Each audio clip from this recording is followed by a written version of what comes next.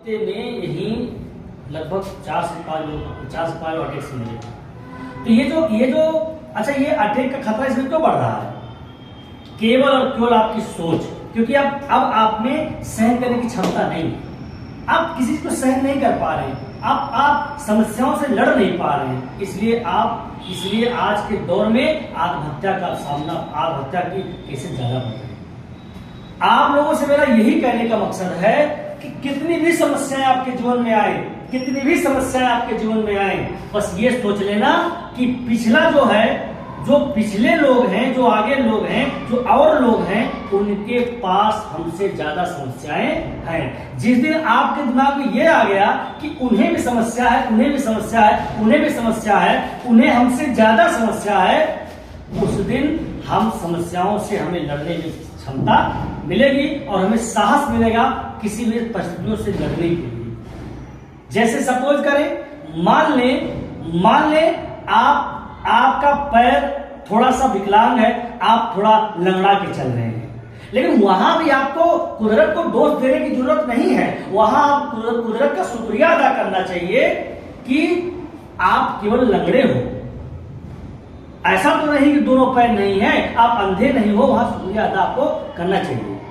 अगर आपका एक आंख फूटा है तो आपको तब भी परेशान नहीं होना चाहिए, क्योंकि आपको शुक्रिया अदा करना चाहिए कि जो एक आंख तो सलामत है।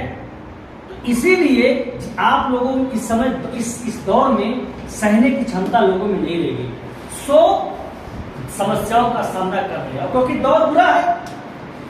आज अगर आप देखिए, आप इस समय एजुकेशन लाइन में हैं, परिवार सपोर्ट कर रहा है, रुपए पैसे आपको मिल रहे हैं, आपको लग रहा है ना कि सब कुछ हरा भरा है, सब कुछ रंगीन है, दुनिया रंगीन है, लोग रंगीन है, सब कुछ रंगीन लग रहा है आपको, लेकिन एक्चुअली में कुछ रंगीन नहीं है। आप उनसे पूछिए जो मेहनत करके दो पैसा कमा कर लाते हैं, उनसे पूछिए जीवन कैसा है, उनसे पूछिए जीवन रंगीन नहीं है, उनका जीवन एकदम सादा सुहावना हो गया है, एकदम सादा सुहावना जीवन हो गया है। और आप इस समय जो लोग हैं, जिस दौर में गुजर रहे हैं ना, सीधे नहीं चलना है। अगर अपने सीधे मार्ग से जरा सा भी अपने कदम को लड़खड़ाए तो चारों तरफ से नोचने वाले लोग बैठे हैं। लोगों से तात्पर्य किसी इंसान से नहीं है। अगर आप सीधे रास्ते पे नहीं जा रहे हैं, अगर आपने थोड़ा सा अपने रास्तों को चेंज किया तो रास्ते में नोचने वालों की संख्या ज्यादा है। वो नोचने वाले इंसान नहीं, वो नोचने वाले आपकी परिवार की जिम्मेदारी है, वो नोचना आपका अपना कैरियर है। अगर आप सीधे से थोड़ा अपने मार्ग और अपने कर्तव्य से थोड़ा सा हट गए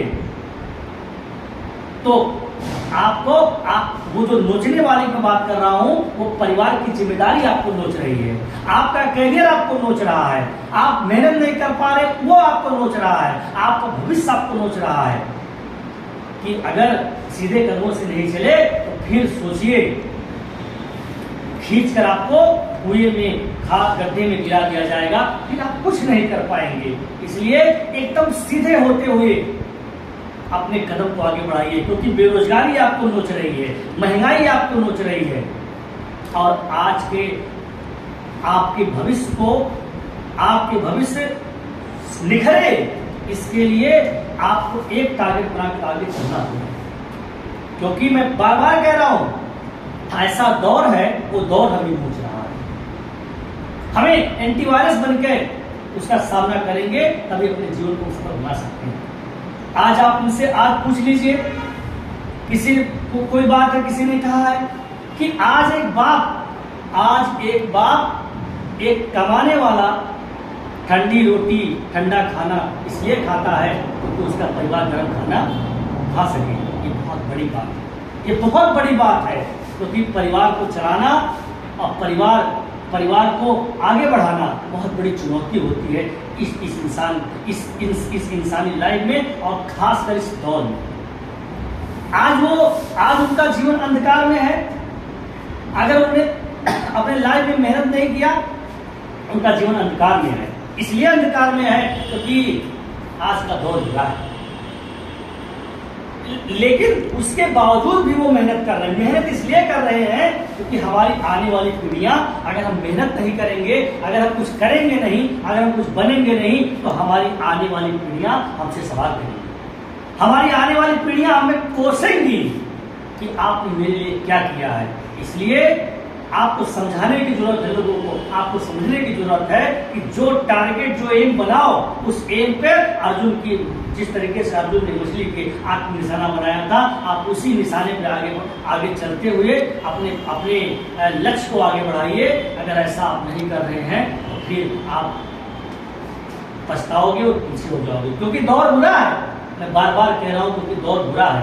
दौर ऐसा है कि अगर आपने दौर के साथ कंधे से कंधा मिलाकर नहीं चला, अगर दौर के साथ पंजे से पंजा मिलाकर नहीं चला, तो दौर आपको कुचल कर आगे निकल जाएगी, दौर कुचल देगी आपको, क्योंकि दौर बुरा है। इसलिए एक लक्ष्य, एक टारगेट पे लग जाइए और अपने मेहनत को, अपने सपनों को पूरा करिए, अपनी उम्मीदों को पूरा करिए और अपने परिवार के सपनों को पूरा करिए। क्योंकि जब आप क्लास में आकर बैठिए तो क्लास में ये मत सोचिए क्लास में कि मेरे बगल ये बैठे हैं, मेरे बगल ये लड़का बैठा है, मेरे बगल ये लड़की बैठी है।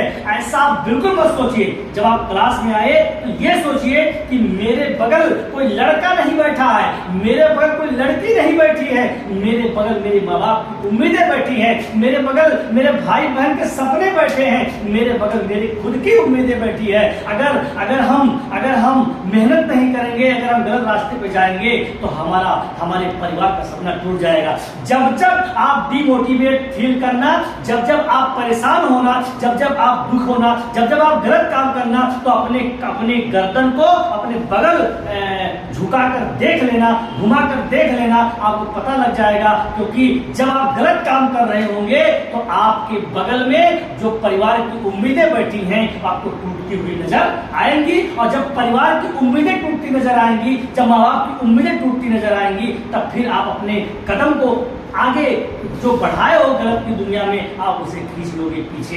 यही चीज को सोचना है कि मेरी उम्मीदें, मेरे माँ बाप की उम्मीदें मेरे साथ चलकर विद्यालय आती हैं, मेरे परिवार की उम्मीदें मेरे साथ चलकर आती हैं। अगर हम कुछ गलत करेंगे तो हमारी सारी उम्मीदें टूट जाएंगी, फिर हम किसी काम के नहीं बचेंगे और हमारा परिवार हमसे सवाल करेगा। और वक्त ऐसा आएगा क्योंकि हमारा परिवार, अगर हम कुछ नहीं कर पाएंगे तो हमारे खुद के परिवार वाले भी हमारा साथ नहीं देंगे।